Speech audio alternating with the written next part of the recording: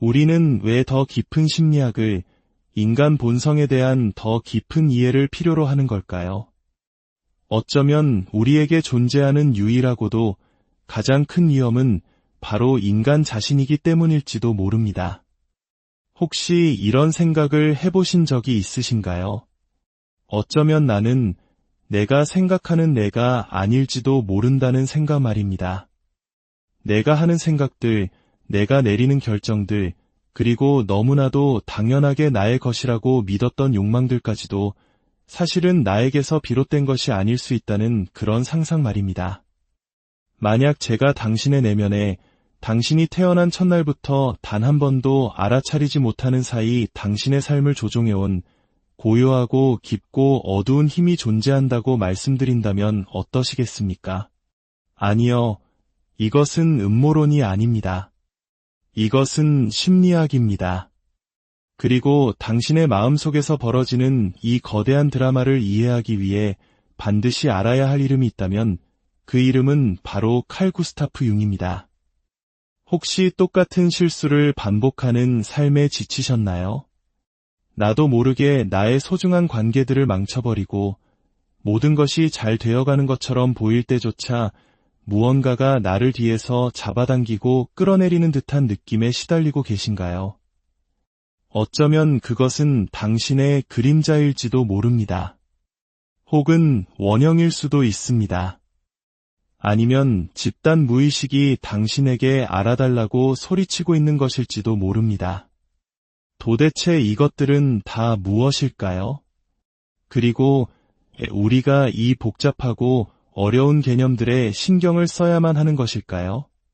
당신의 정신에 존재하는 이러한 측면들을 무시하는 것은 마치 눈을 가리고 지뢰밭을 걷는 것과 같기 때문입니다. 당신은 상처받을 것이고 파괴적인 패턴을 반복할 것이며 고통받을 것입니다. 그리고 최악은 당신이 그 모든 것을 그저 불운이나 운명이라고 부르며 체념하게 될 것이라는 점입니다.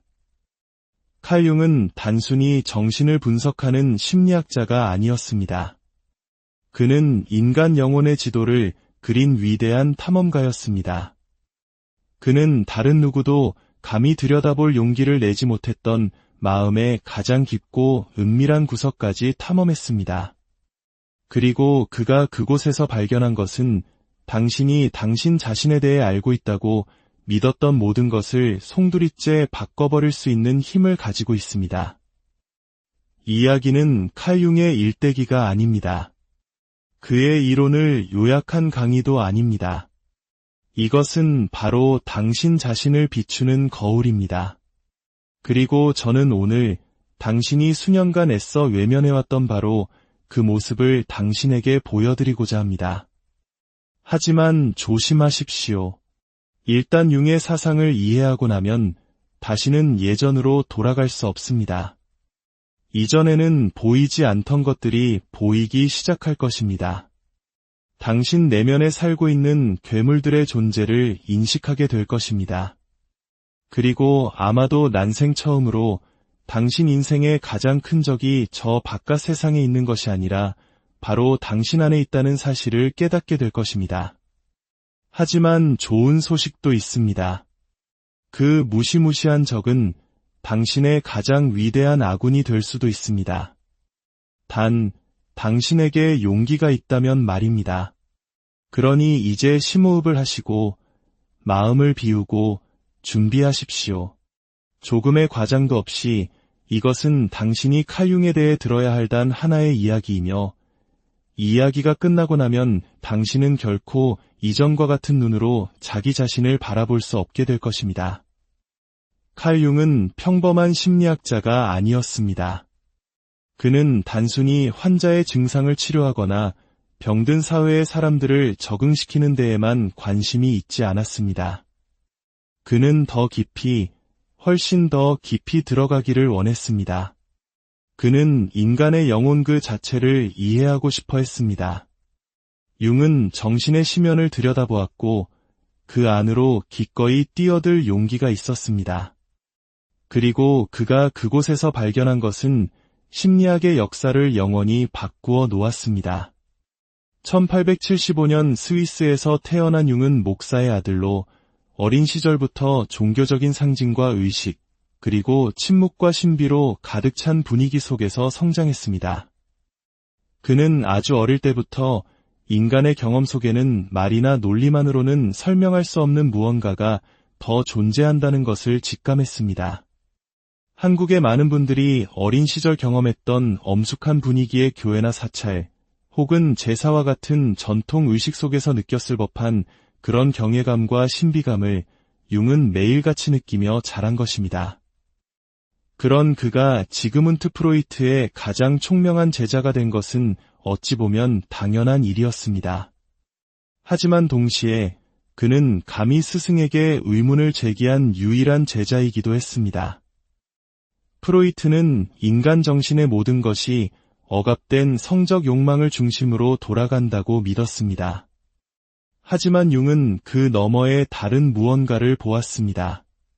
그는 더 깊은 심연을, 인류의 보편적인 상징인 원형을, 신화와 집단적인 힘을 보았습니다.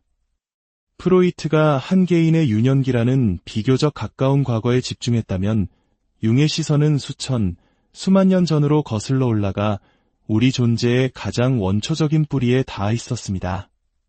마치 우리가 단군 신화를 통해 민족의 기원을 더듬듯 융은 인류 전체의 기원을 신화와 상징 속에서 찾으려 했습니다. 그렇기에 스승과 제자의 결별은 피할 수 없는 일이었습니다. 융은 단순히 정신질환을 치료하는 것을 넘어 현대인이 잃어버린 자신의 본질과의 연결을 회복시켜 주고자 했습니다. 그는 정신이란 빛과 그림자, 이성과 감성, 남성성과 여성성과 같이 서로 대립하는 긴장감으로 가득 찬 살아있는 역동적인 시스템이라고 믿었습니다. 그리고 그에게 고통이란 존재의 실수가 아니라 더 높은 차원으로 나아가라는 영혼의 부르심, 즉 변화를 향한 신호였습니다. 그는 인간을 바라보는 새로운 길, 분석 심리학을 창시했습니다. 이 길은 당신 안에 있는 잘못된 것을 지워 없애려는 길이 아닙니다. 오히려 당신이 그동안 거부하고 숨기고 부정해왔던 모든 것들을 이해하고 통합하고 의식의 빛으로 가져오는 길입니다. 왜냐하면 융에게 있어 진정한 적은 고통 그 자체가 아니라 바로 무의식, 즉 깨어있지 못함이었기 때문입니다. 그런데 이 모든 이야기가 오늘날 우리에게 여전히 중요할까요? 우리 사회는 여전히 병들어 있기 때문입니다.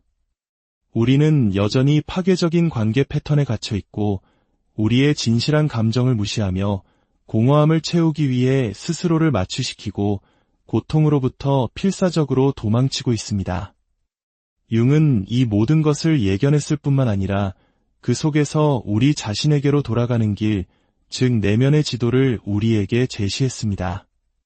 우리가 왜 이토록 단절감을 느끼는지, 그리고 다시 연결되기 위해 무엇을 해야 하는지를 이해할 기회를 준 것입니다. 그는 당신에게 쉽사리 위안을 주는 답이나 공허한 약속을 건네지 않습니다. 하지만 그는 다른 누구도 주지 못하는 단 한 가지, 바로 당신 자신에 대한 진실을 선물합니다. 그리고 융이 세상에 드러낸 가장 충격적인 진실 중 하나는 인간의 정신에는 개인적인 차원을 넘어 인류 전체가 공유하는 깊은 층이 존재한다는 것입니다. 상징과 이미지, 그리고 우리가 알아차리지 못하는 사이에도 우리의 삶을 형성하는 거대한 힘으로 가득 찬 깊은 바다. 잠시 후 우리는 융이 집단 무의식이라 불렀던 이 신비로운 공간으로 함께 뛰어들 것입니다. 그리고 당신은 아마 깜짝 놀라게 될 것입니다. 당신의 안에는 당신이 상상했던 것보다 훨씬 더 많은 존재들이 함께 살아가고 있었으니까요. 대부분의 사람들은 자신의 생각이나 감정, 두려움이 오롯이 자기 자신만의 것이라고 생각합니다. 마음속에서 일어나는 모든 일들은 개인적인 경험, 유년 시절의 기억, 혹은 자신이 속한 문화의 산물이라고 믿습니다. 하지만 칼 융은 이러한 생각에 근본적인 의문을 제기했습니다. 그는 우리의 정신에 더 깊고 더 오래되고 더 강력한 층이 존재하며 그것은 개인의 소유가 아니면서도 여전히 우리를 지배하고 있다고 밝혔습니다. 그는 이것을 집단 무의식이라고 불렀습니다. 당신의 의식적인 마음을 작은 섬이라고 상상해 보십시오. 당신이 살아오면서 겪은 모든 경험, 기억, 상처, 이야기들이 그 섬 위에 존재합니다. 하지만 이 섬 아래에는 모든 인류가 함께 공유하는 보이지 않는 거대한 바다가 펼쳐져 있습니다. 그 바닷속에는 수만 년에 걸쳐 형성된 원초적인 상징과 이미지, 그리고 행동 패턴들이 헤엄치고 있습니다. 이것들은 고대의 신화, 태고의 원형들, 즉 당신이 태어나기 훨씬 이전부터 존재해왔으며 여전히 당신 안에서 살아 숨쉬며 당신이 생각하고 사랑하고 고통받는 방식에 영향을 미치는 거대한 힘들입니다. 집단 무의식은 그저 아름다운 비유가 아닙니다. 그것은 우리의 꿈, 환상, 종교, 그리고 우리를 감동시키는 영화나 수세기를 거쳐 전해 내려오는 이야기들 속에서 명백히 드러나는 정신적 실체입니다. 서로 다른 시대, 서로 다른 문명에서 영웅의 여정, 현자의 지혜, 괴물과의 사투, 그리고 구원이라는 놀랍도록 비슷한 신화들이 탄생한 이유가 바로 여기에 있습니다. 이 이야기들은 단순히 문화적인 발명품이 아닙니다. 그것은 인류의 영혼이라는 구조 자체가 반영된 결과물입니다. 융은 모든 인간 행동의 배후에는 이러한 원형적 패턴이 존재한다고 믿었습니다. 당신이 버림받을 것에 대한 두려움을 느낄 때 당신은 단지 개인적인 상처에만 반응하는 것이 아니라 인류의 조상 대대로 이어져 온 원형적 경험을 건드리고 있는 것입니다. 소속되고 싶고 삶의 의미를 찾고 자기 자신을 극복하고 싶은 깊은 갈망을 느낄 때 당신은 인류의 여명기부터 존재해온 거대한 힘에 이끌리고 있는 것입니다. 이것이 바로 집단 무의식을 무시하는 것이 중력을 무시하는 것과 같은 이유입니다. 당신은 그것이 존재하지 않는 척할 수 있지만 그것은 여전히 당신을 아래로 끌어당길 것입니다. 당신의 인간관계 속에서, 당신의 선택 속에서, 그리고 당신이 반복하는 실패 속에서 그 모습을 드러낼 것입니다. 마침내 당신이 깨달을 때까지 말입니다. 당신은 단지 당신 자신의 유령과 싸우고 있는 것이 아니라 인류 전체의 유령과 맞서 싸우고 있다는 사실을 말입니다. 그렇다면 이 집단 무의식 속에는 정확히 무엇이 살고 있을까요? 당신이 알아차리지 못하는 사이 당신의 행동을 조종하는 이 보이지 않는 힘들은 과연 누구일까요? 융은 그들에게 이름을 붙여주었습니다. 그는 그들을 원형이라고 불렀습니다. 우리 모두 안에 존재하는 보편적인 형태로 행동과 감정, 그리고 생각의 패턴으로 작용하는 힘입니다. 그리고 모든 원형들 중에서 가장 무시당하고 가장 두려움의 대상이 되며 동시에 가장 위험한 원형이 하나 있습니다. 그것은 바로 당신 안에 살고 있으며 당신이 그것을 똑바로 바라보지 않는 한 당신의 삶을 계속해서 지배할 것입니다. 다음 장에서 우리는 그림자에 대해 이야기할 것입니다. 당신이 필사적으로 숨기려 하지만 바로 그 순간에도 당신을 지켜보고 있는 당신 성격의 어두운 이면에 대해서 말입니다. 혹시 나중에 깊이 후회하면서도 도대체 왜 그랬는지 설명조차 할 수 없는 행동을 해본 적이 있으신가요?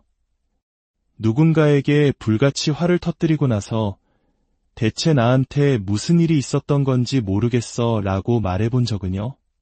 시기심, 질투, 분노, 오만함을 느꼈지만 그것들을 마주하는 대신 애써 무시하거나 합리화해버린 적은 없으신가요? 그렇다면 당신은 이미 당신의 그림자를 만난 것입니다. 단지 그것을 똑바로 쳐다볼 용기가 없었을 뿐입니다. 칼 융은 모든 인간이 자신의 내면의 어두운 면, 즉 자기 안에 존재한다는 사실을 인정하고 싶지 않은 모든 것들로 이루어진 거부되고 억압되고 부정된 부분을 지니고 다닌다고 믿었습니다. 당신의 가장 수치스러운 충동, 차마 입에 담을 수 없는 욕망, 당신의 나약함, 당신의 오만함, 당신의 잔인함, 당신의 결핍감, 당신의 허영심, 당신의 분노. 이 모든 것이 당신 안에 살아 숨쉬고 있습니다. 그리고 당신이 그것을 억누르려고 애쓸수록 그 힘은 역설적으로 더욱더 강해집니다. 그림자는 당신이 다른 사람들에게 받아들여지기 위해 숨겨야만 했던 모든 것입니다.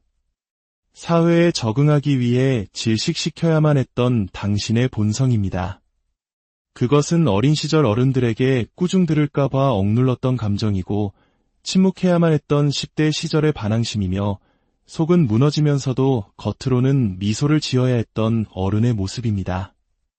우리는 모두 사회적 가면인 페르소나를 쓰고 살아갑니다.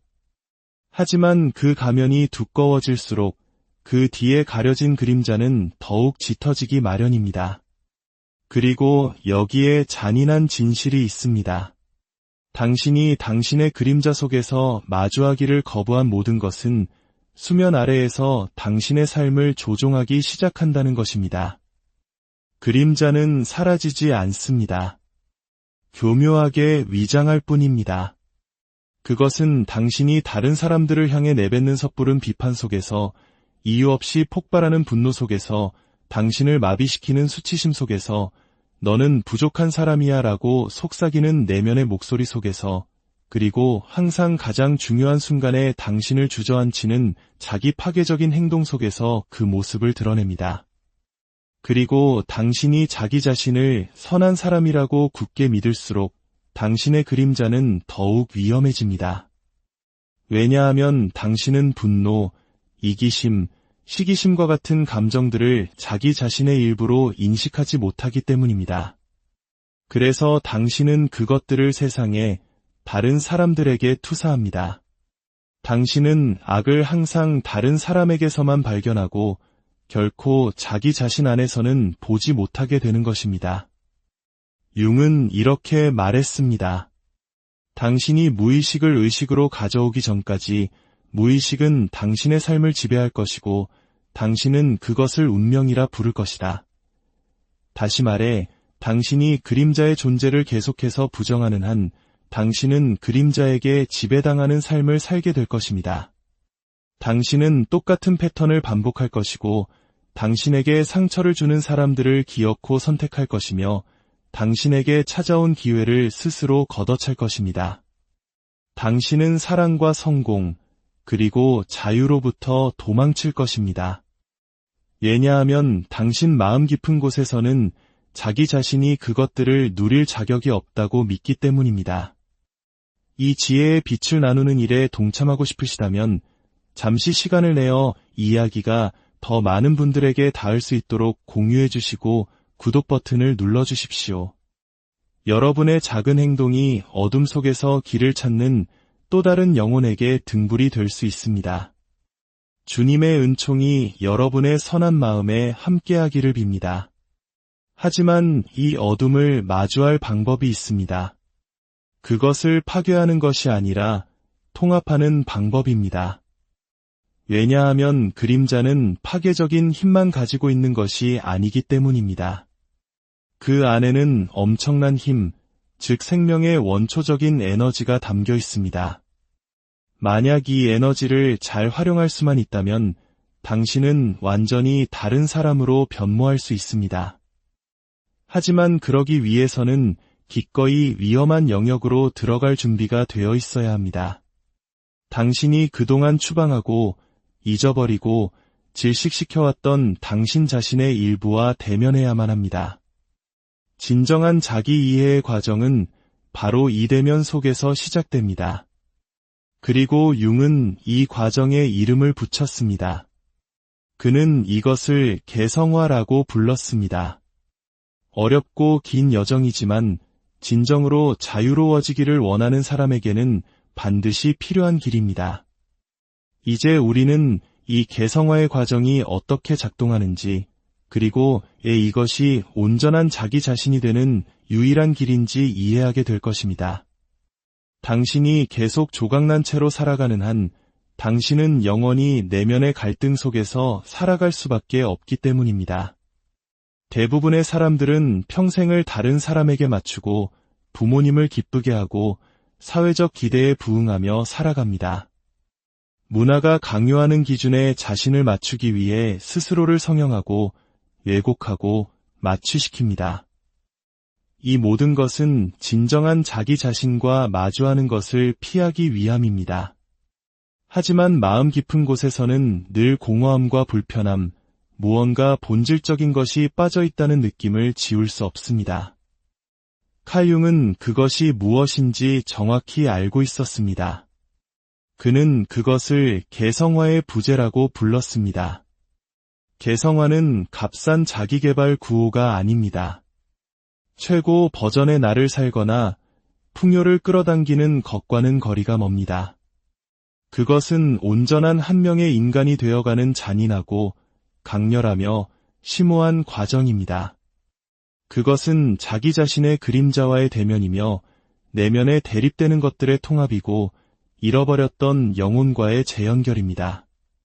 그것은 융이 페르소나라고 불렀던 사회적 가면의 삶을 멈추고 그 가면 뒤에 살아 숨쉬는 진정한 자기를 발견하기 시작하는 것입니다.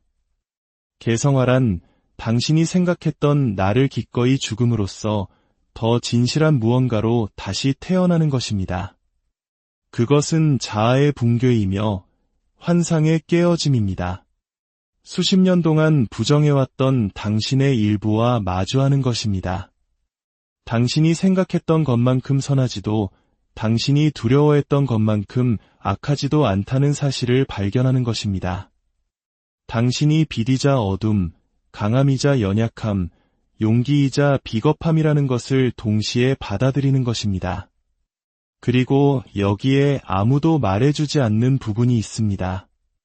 이 과정은 엄청나게 고통스럽습니다. 왜냐하면 그것은 당신이 살아남기 위해 쌓아 올렸던 거짓말들을 포기할 것을 요구하기 때문입니다. 다른 사람을 탓하는 것을 멈추고 자기 자신의 삶에 대한 책임을 지기 시작할 것을 요구합니다. 다른 사람에게 인정받기 위해 사는 삶을 멈추고 온전해지기 위해 사는 삶을 시작할 것을 요구합니다. 개성화는 한 번에 일어나지 않습니다. 그것은 인생의 위기, 상실, 그리고 관계의 단절 속에서 그 모습을 드러냅니다. 당신 안에 무언가가 죽을 때마다, 예를 들어 하나의 믿음, 하나의 관계, 하나의 정체성이 무너질 때마다 그 자리에서 새로운 무언가가 태어납니다. 하지만 이것은 당신이 기꺼이 불편함과 의심, 그리고 혼돈을 마주할 때만 일어납니다. 융은 자기와의 만남은 본질적으로 자아에게는 패배와 같다고 말했습니다. 그리고 그는 옳았습니다. 대부분의 사람들은 이 길을 따르지 않으려 합니다. 그들은 무지라는 안락함을 선호합니다. 하지만 용기를 내어 어둠을 마주한 사람들은 값을 매길 수 없는 것, 바로 자유를 발견합니다. 거부했던 부분을 통합하고 그림자를 마주하고 영혼의 목소리에 귀를 기울임으로써 당신은 언제나 당신이었지만 감히 될 용기가 없었던 바로 그 사람이 되기 때문입니다. 그리고 영혼은 말합니다. 늘 쉬지 않고 말합니다. 단지 우리가 쓰는 단어를 사용하지 않을 뿐입니다. 영혼은 상징과 이미지, 그리고 이야기를 사용합니다. 영혼은 당신의 꿈을 통해 말합니다. 그리고 당신이 그 목소리를 듣는 법을 배운다면 이성만으로는 결코 접근할 수 없었던 비밀들을 발견할 수 있습니다. 현대 사회는 꿈을 그저 의미 없는 헛소리나 뇌의 무작위적인 소음으로 치부하며 조롱하지만 칼 융은 정반대의 길을 걸었습니다. 그에게 꿈은 정신의 목소리 그 자체였습니다. 그것은 소음이 아니라 메시지였습니다. 암호화되어 있고 신비롭고 상징적이지만 결코 쓸모없는 것은 아니었습니다. 매일 밤 당신이 잠들 때 당신 안에 무언가가 깨어나 말을 걸기 시작합니다. 문제는 우리가 그 목소리를 듣는 법을 배우지 못했다는 것입니다. 융은 꿈을 정신적 균형을 회복하려는 무의식의 시도라고 보았습니다. 우리의 의식이 본질에서 너무 멀리 벗어날 때 무의식은 우리를 다시 중심으로 데려오기 위해 필요한 모든 것, 즉 이미지, 장면, 원형, 상징들을 보냅니다. 따라서 꿈은 단순히 낮 동안의 경험을 기록한 것이 아닙니다. 그것은 안내자이자 방향 제시이며 초대장이자 경고이고 때로는 절박한 외침이기도 합니다. 생각해 보십시오. 왜 당신은 현실에서 통제력을 잃고 있을 때 추락하는 꿈을 꿀까요? 왜 당신은 약해졌다고 느낄 때 이가 빠지는 꿈을 꿀까요? 왜 서로 다른 꿈 속에서 똑같은 상징이 반복적으로 나타날까요? 이것은 우연이 아닙니다. 이것은 영혼이 당신과 소통하려는 시도입니다. 하지만 영혼은 이성적인 언어로 말하지 않습니다. 상징으로 말합니다. 그리고 여기에 융의 가장 위대한 공헌 중 하나인 원형적 상징에 대한 연구가 있습니다. 사자, 뱀, 집, 숲, 거울, 문, 터널, 어머니, 그림자. 이러한 요소들은 당신의 꿈에 우연히 나타나는 것이 아닙니다. 그것들은 당신 정신의 일부를 나타냅니다. 드러나기를 원하는 당신 영혼의 조각들이며 각각의 상징은 고유한 에너지와 기능을 가지고 있습니다. 예를 들어 집은 당신의 내면 자아를, 뱀은 변화와 치유를, 사다리는 영적 상승을 상징할 수 있습니다. 당신은 평생을 사회에 적응하고 스스로를 보호하고 어딘가에 소속되기 위해 애쓰며 살아왔습니다. 속으로는 산산조각이 났으면서도 강한 척했고 내면의 모든 것이 비명을 지르고 있을 때도 겉으로는 미소를 지었습니다. 그리고 그 과정 어딘가에서 당신은 자기 자신이 누구였는지를 잊어버렸습니다. 당신의 본질, 당신의 신비, 당신의 창조적인 혼돈, 즉 당신의 영혼을 잊어버린 것입니다. 하지만 이제 당신 안에 무언가가 깨어나기 시작했습니다. 그리고 당신이 지금 이 자리에 있는 것은 결코 우연이 아닙니다. 융은 그 어떤 일도 우연히 일어나지 않는다고 믿었습니다. 가장 우연처럼 보이는 만남조차도 무언가를 보여주려는 무의식의 발현이라고 보았습니다. 어쩌면 이야기는 바로 그런 것이었을지도 모릅니다. 당신을 향한 하나의 부르심 말입니다. 이제 그만 도망치라는 부르심, 자기 자신에게 그만 거짓말하라는 부르심, 삶의 표면을 떠나 당신 정신의 가장 깊은 곳으로 뛰어들라는 부르심입니다.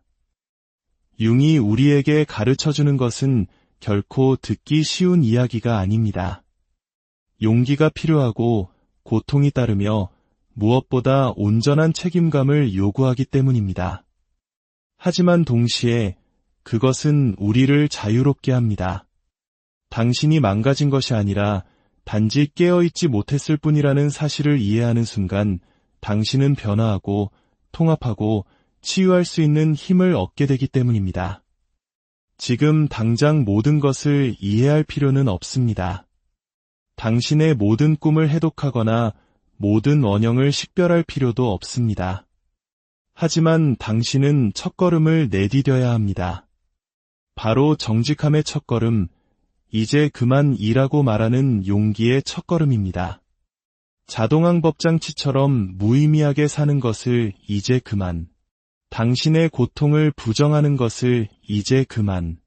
당신 자신의 피상적인 모습이라는 감옥에 갇혀 사는 것을 이제 그만두어야 합니다. 이제부터 모든 것이 바뀝니다.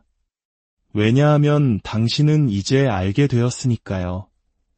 그리고 한번 보게 된 것은 다시는 보이지 않는 상태로 되돌릴 수 없습니다. 오늘 이 이야기가 당신의 잠들어 있던 어떤 부분을 건드렸다면 댓글을 통해 당신의 생각을 나눠주시길 바랍니다. 어떤 개념이 당신을 가장 불편하게 했나요? 어떤 진실이 당신의 마음을 아프게 때렸나요? 당신이 마주해야 한다는 것을 알면서도 여전히 피하고 있는 당신의 그림자는 어떤 모습인가요? 이렇게 글로 표현하는 것만으로도 당신은 이미 무의식의 빛을 비추기 시작한 것입니다. 그리고 이것이 바로 해방의 시작입니다. 이 여정은 여기서 끝나지 않습니다. 한번 깨어난 영혼은 더 많은 것을 원하기 때문입니다. 부디 이 험난하지만 축복된 여정을 통해 세상 단 하나뿐인 온전한 당신 자신과 만나는 깊은 기쁨을 누리시기를 진심으로 기도합니다. 당신의 길에 우리는 왜 더 깊은 심리학을, 인간 본성에 대한 더 깊은 이해를 필요로 하는 걸까요? 어쩌면 우리에게 존재하는 유일하고도 가장 큰 위험은 바로 인간 자신이기 때문일지도 모릅니다. 혹시 이런 생각을 해보신 적이 있으신가요? 어쩌면 나는 내가 생각하는 내가 아닐지도 모른다는 생각 말입니다. 내가 하는 생각들, 내가 내리는 결정들, 그리고 너무나도 당연하게 나의 것이라고 믿었던 욕망들까지도 사실은 나에게서 비롯된 것이 아닐 수 있다는 그런 상상 말입니다. 만약 제가 당신의 내면에 당신이 태어난 첫날부터 단 한 번도 알아차리지 못하는 사이 당신의 삶을 조종해온 고요하고 깊고 어두운 힘이 존재한다고 말씀드린다면 어떠시겠습니까? 아니요, 이것은 음모론이 아닙니다. 이것은 심리학입니다. 그리고 당신의 마음속에서 벌어지는 이 거대한 드라마를 이해하기 위해 반드시 알아야 할 이름이 있다면 그 이름은 바로 칼 구스타프 융입니다. 혹시 똑같은 실수를 반복하는 삶에 지치셨나요? 나도 모르게 나의 소중한 관계들을 망쳐버리고 모든 것이 잘 되어가는 것처럼 보일 때조차 무언가가 나를 뒤에서 잡아당기고 끌어내리는 듯한 느낌에 시달리고 계신가요? 어쩌면 그것은 당신의 그림자일지도 모릅니다. 혹은 원형일 수도 있습니다. 아니면 집단 무의식이 당신에게 알아달라고 소리치고 있는 것일지도 모릅니다. 도대체 이것들은 다 무엇일까요? 그리고 우리가 이 복잡하고 어려운 개념들에 신경을 써야만 하는 것일까요? 당신의 정신에 존재하는 이러한 측면들을 무시하는 것은 마치 눈을 가리고 지뢰밭을 걷는 것과 같기 때문입니다. 당신은 상처받을 것이고 파괴적인 패턴을 반복할 것이며 고통받을 것입니다. 그리고 최악은 당신이 그 모든 것을 그저 불운이나 운명이라고 부르며 체념하게 될 것이라는 점입니다. 칼 융은 단순히 정신을 분석하는 심리학자가 아니었습니다. 그는 인간 영혼의 지도를 그린 위대한 탐험가였습니다. 그는 다른 누구도 감히 들여다볼 용기를 내지 못했던 마음의 가장 깊고 은밀한 구석까지 탐험했습니다. 그리고 그가 그곳에서 발견한 것은 당신이 당신 자신에 대해 알고 있다고 믿었던 모든 것을 송두리째 바꿔버릴 수 있는 힘을 가지고 있습니다. 이 이야기는 칼 융의 일대기가 아닙니다. 그의 이론을 요약한 강의도 아닙니다. 이것은 바로 당신 자신을 비추는 거울입니다. 그리고 저는 오늘 당신이 수년간 애써 외면해왔던 바로 그 모습을 당신에게 보여드리고자 합니다. 하지만 조심하십시오. 일단 융의 사상을 이해하고 나면 다시는 예전으로 돌아갈 수 없습니다. 이전에는 보이지 않던 것들이 보이기 시작할 것입니다. 당신 내면에 살고 있는 괴물들의 존재를 인식하게 될 것입니다. 그리고 아마도 난생 처음으로 당신 인생의 가장 큰 적이 저 바깥 세상에 있는 것이 아니라 바로 당신 안에 있다는 사실을 깨닫게 될 것입니다. 하지만 좋은 소식도 있습니다. 그 무시무시한 적은 당신의 가장 위대한 아군이 될 수도 있습니다. 단, 당신에게 용기가 있다면 말입니다. 그러니 이제 심호흡을 하시고 마음을 비우고 준비하십시오. 조금의 과장도 없이 이것은 당신이 칼융에 대해 들어야 할 단 하나의 이야기이며 이 이야기가 끝나고 나면 당신은 결코 이전과 같은 눈으로 자기 자신을 바라볼 수 없게 될 것입니다. 칼융은 평범한 심리학자가 아니었습니다. 그는 단순히 환자의 증상을 치료하거나 병든 사회의 사람들을 적응시키는 데에만 관심이 있지 않았습니다. 그는 더 깊이, 훨씬 더 깊이 들어가기를 원했습니다. 그는 인간의 영혼 그 자체를 이해하고 싶어 했습니다. 융은 정신의 심연을 들여다보았고 그 안으로 기꺼이 뛰어들 용기가 있었습니다. 그리고 그가 그곳에서 발견한 것은 심리학의 역사를 영원히 바꾸어 놓았습니다. 1875년 스위스에서 태어난 융은 목사의 아들로 어린 시절부터 종교적인 상징과 의식, 그리고 침묵과 신비로 가득 찬 분위기 속에서 성장했습니다. 그는 아주 어릴 때부터 인간의 경험 속에는 말이나 논리만으로는 설명할 수 없는 무언가가 더 존재한다는 것을 직감했습니다. 한국의 많은 분들이 어린 시절 경험했던 엄숙한 분위기의 교회나 사찰, 혹은 제사와 같은 전통 의식 속에서 느꼈을 법한 그런 경외감과 신비감을 융은 매일같이 느끼며 자란 것입니다. 그런 그가 지그문트 프로이트의 가장 총명한 제자가 된 것은 어찌 보면 당연한 일이었습니다. 하지만 동시에 그는 감히 스승에게 의문을 제기한 유일한 제자이기도 했습니다. 프로이트는 인간 정신의 모든 것이 억압된 성적 욕망을 중심으로 돌아간다고 믿었습니다.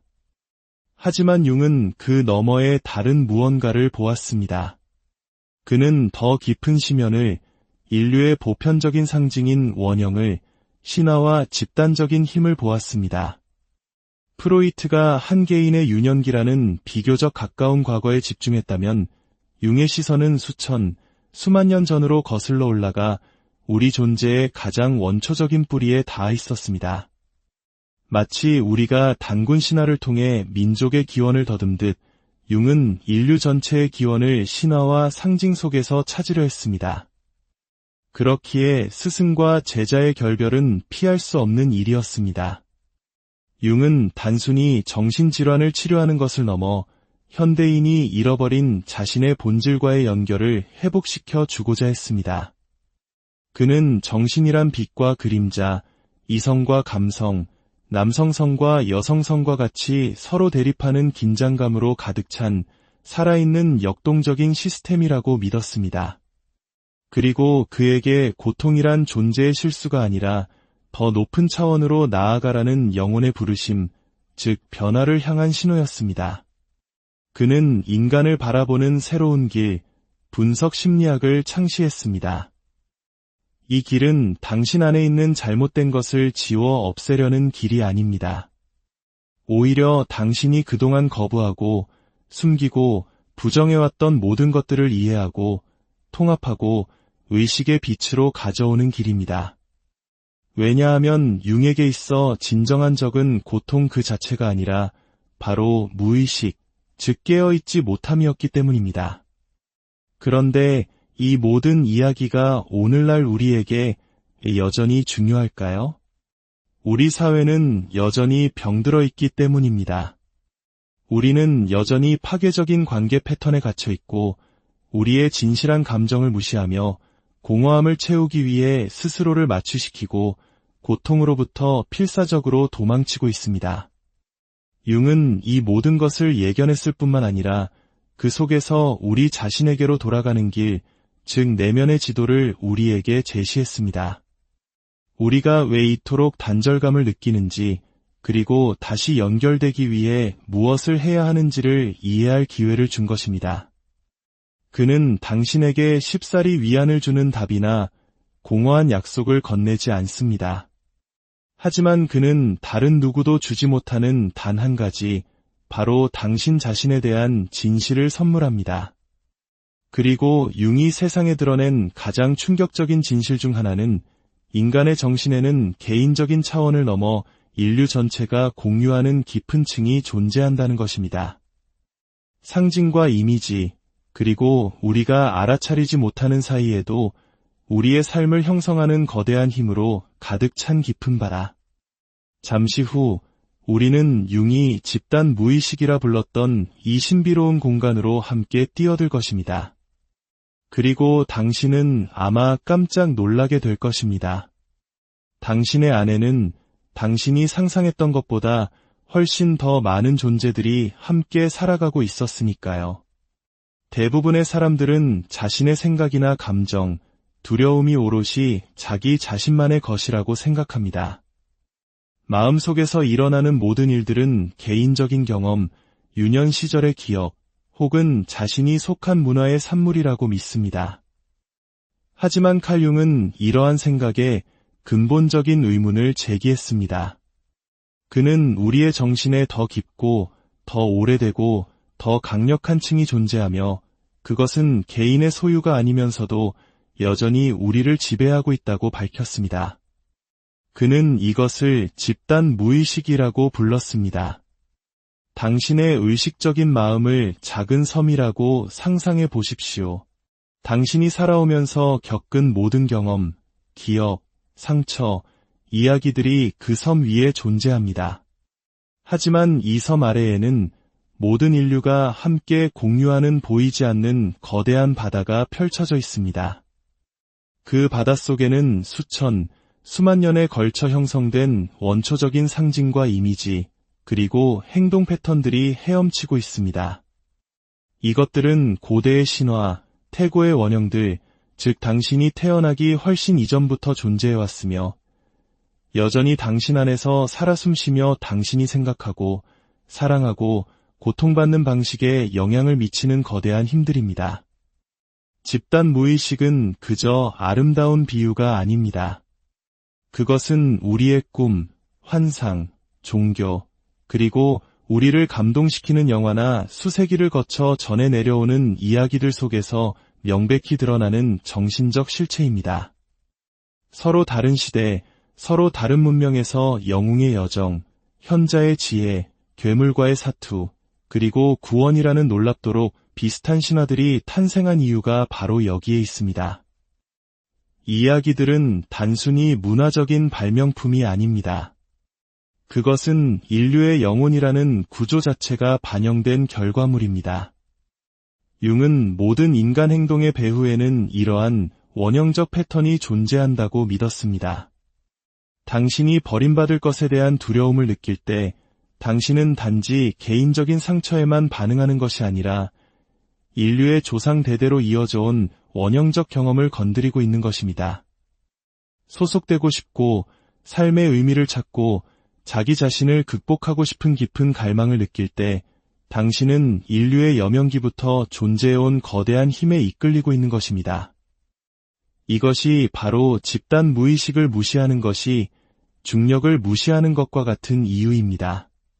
당신은 그것이 존재하지 않는 척할 수 있지만 그것은 여전히 당신을 아래로 끌어당길 것입니다. 당신의 인간관계 속에서, 당신의 선택 속에서, 그리고 당신이 반복하는 실패 속에서 그 모습을 드러낼 것입니다.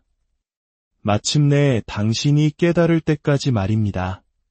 당신은 단지 당신 자신의 유령과 싸우고 있는 것이 아니라 인류 전체의 유령과 맞서 싸우고 있다는 사실을 말입니다.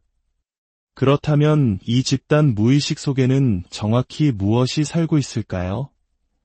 당신이 알아차리지 못하는 사이 당신의 행동을 조종하는 이 보이지 않는 힘들은 과연 누구일까요?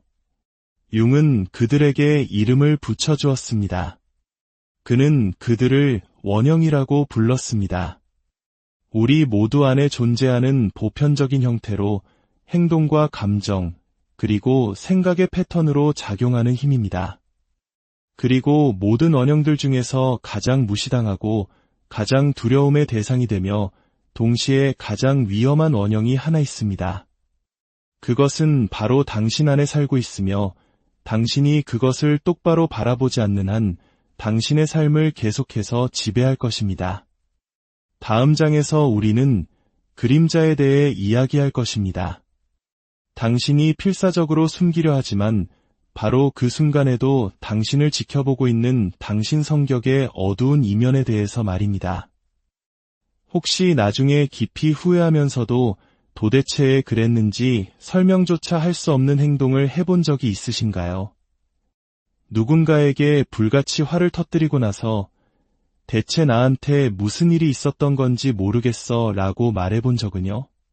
시기심, 질투, 분노, 오만함을 느꼈지만 그것들을 마주하는 대신 애써 무시하거나 합리화해버린 적은 없으신가요? 그렇다면 당신은 이미 당신의 그림자를 만난 것입니다. 단지 그것을 똑바로 쳐다볼 용기가 없었을 뿐입니다. 칼 융은 모든 인간이 자신의 내면의 어두운 면, 즉 자기 안에 존재한다는 사실을 인정하고 싶지 않은 모든 것들로 이루어진 거부되고 억압되고 부정된 부분을 지니고 다닌다고 믿었습니다. 당신의 가장 수치스러운 충동, 차마 입에 담을 수 없는 욕망, 당신의 나약함, 당신의 오만함, 당신의 잔인함, 당신의 결핍감, 당신의 허영심, 당신의 분노. 이 모든 것이 당신 안에 살아 숨쉬고 있습니다. 그리고 당신이 그것을 억누르려고 애쓸수록 그 힘은 역설적으로 더욱더 강해집니다. 그림자는 당신이 다른 사람들에게 받아들여지기 위해 숨겨야만 했던 모든 것입니다. 사회에 적응하기 위해 질식시켜야만 했던 당신의 본성입니다.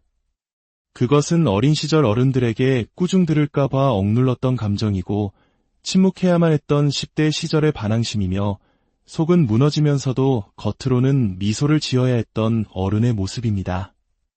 우리는 모두 사회적 가면인 페르소나를 쓰고 살아갑니다. 하지만 그 가면이 두꺼워질수록 그 뒤에 가려진 그림자는 더욱 짙어지기 마련입니다. 그리고 여기에 잔인한 진실이 있습니다. 당신이 당신의 그림자 속에서 마주하기를 거부한 모든 것은 수면 아래에서 당신의 삶을 조종하기 시작한다는 것입니다. 그림자는 사라지지 않습니다.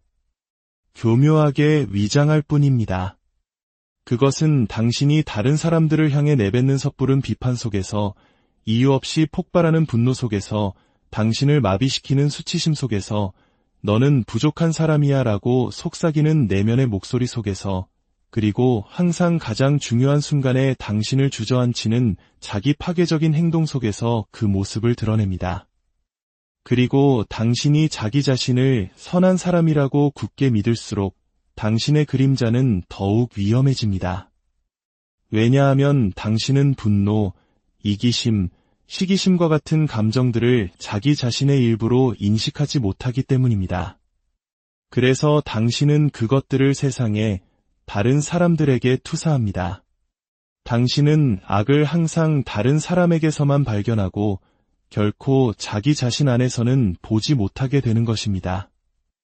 융은 이렇게 말했습니다. 당신이 무의식을 의식으로 가져오기 전까지 무의식은 당신의 삶을 지배할 것이고 당신은 그것을 운명이라 부를 것이다. 다시 말해, 당신이 그림자의 존재를 계속해서 부정하는 한 당신은 그림자에게 지배당하는 삶을 살게 될 것입니다.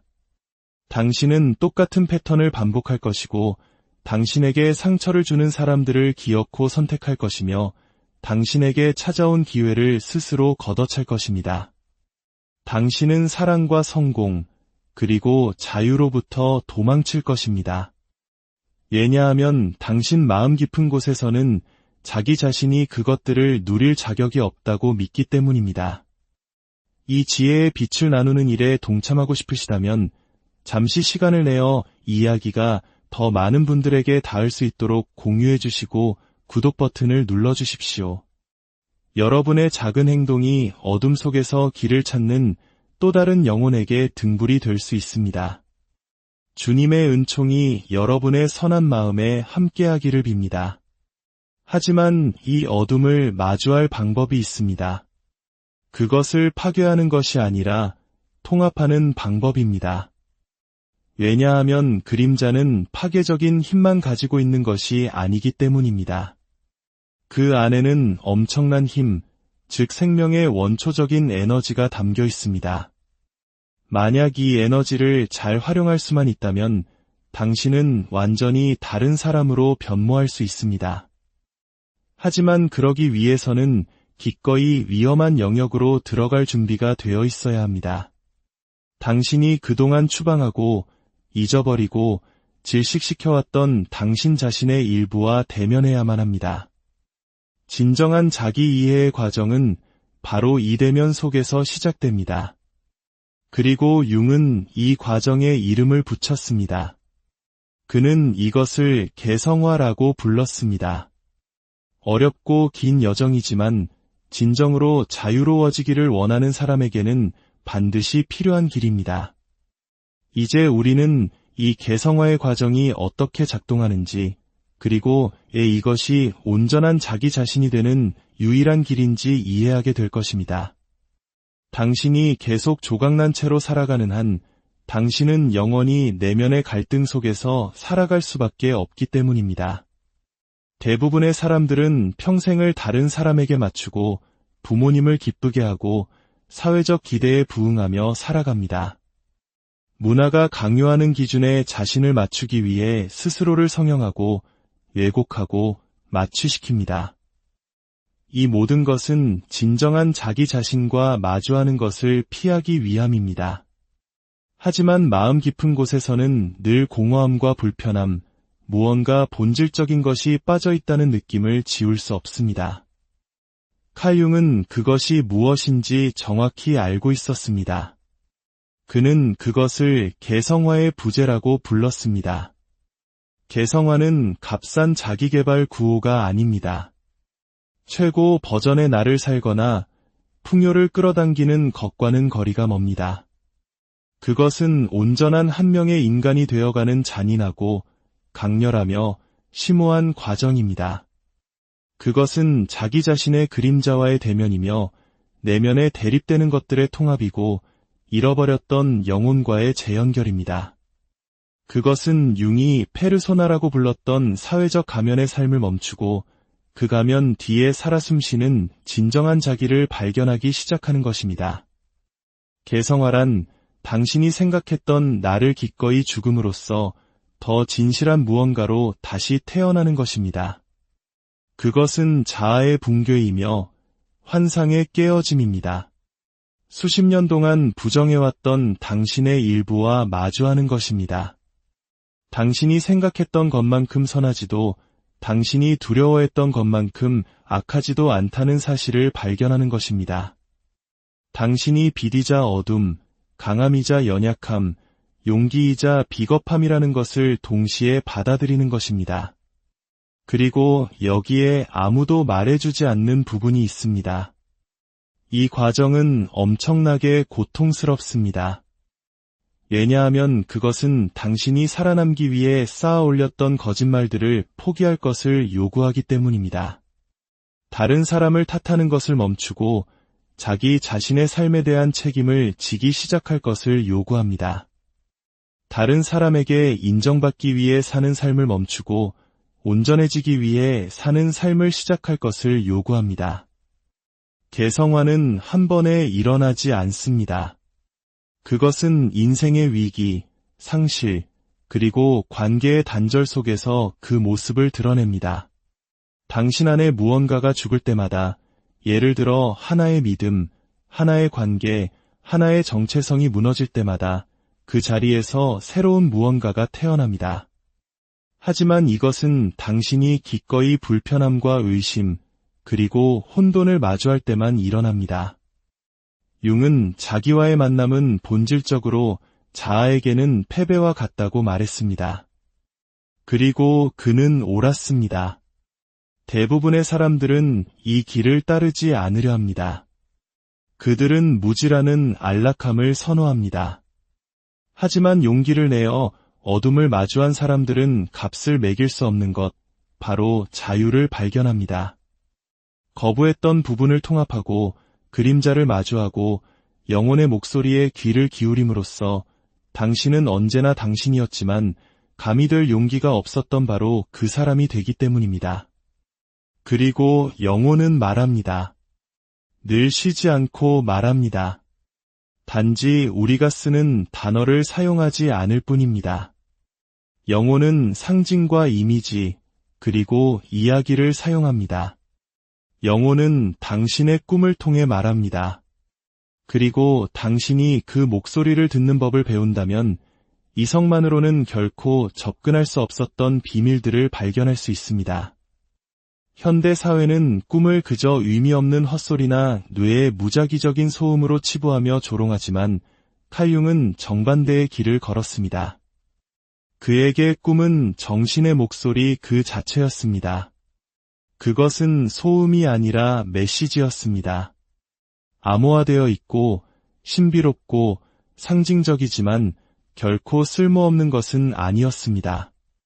매일 밤 당신이 잠들 때 당신 안에 무언가가 깨어나 말을 걸기 시작합니다. 문제는 우리가 그 목소리를 듣는 법을 배우지 못했다는 것입니다. 융은 꿈을 정신적 균형을 회복하려는 무의식의 시도라고 보았습니다.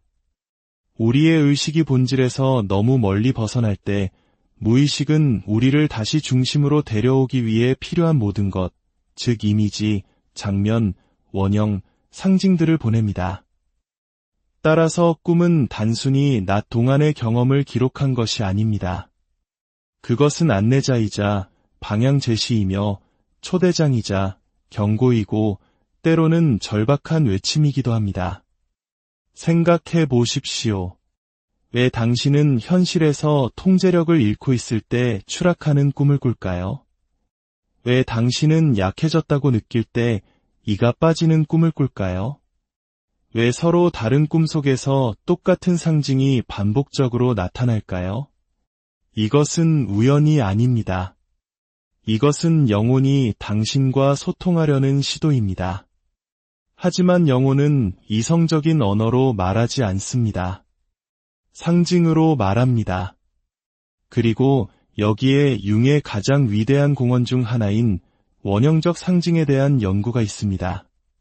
사자, 뱀, 집, 숲, 거울, 문, 터널, 어머니, 그림자. 이러한 요소들은 당신의 꿈에 우연히 나타나는 것이 아닙니다. 그것들은 당신 정신의 일부를 나타냅니다. 드러나기를 원하는 당신 영혼의 조각들이며 각각의 상징은 고유한 에너지와 기능을 가지고 있습니다. 예를 들어 집은 당신의 내면 자아를, 뱀은 변화와 치유를, 사다리는 영적 상승을 상징할 수 있습니다. 당신은 평생을 사회에 적응하고 스스로를 보호하고 어딘가에 소속되기 위해 애쓰며 살아왔습니다.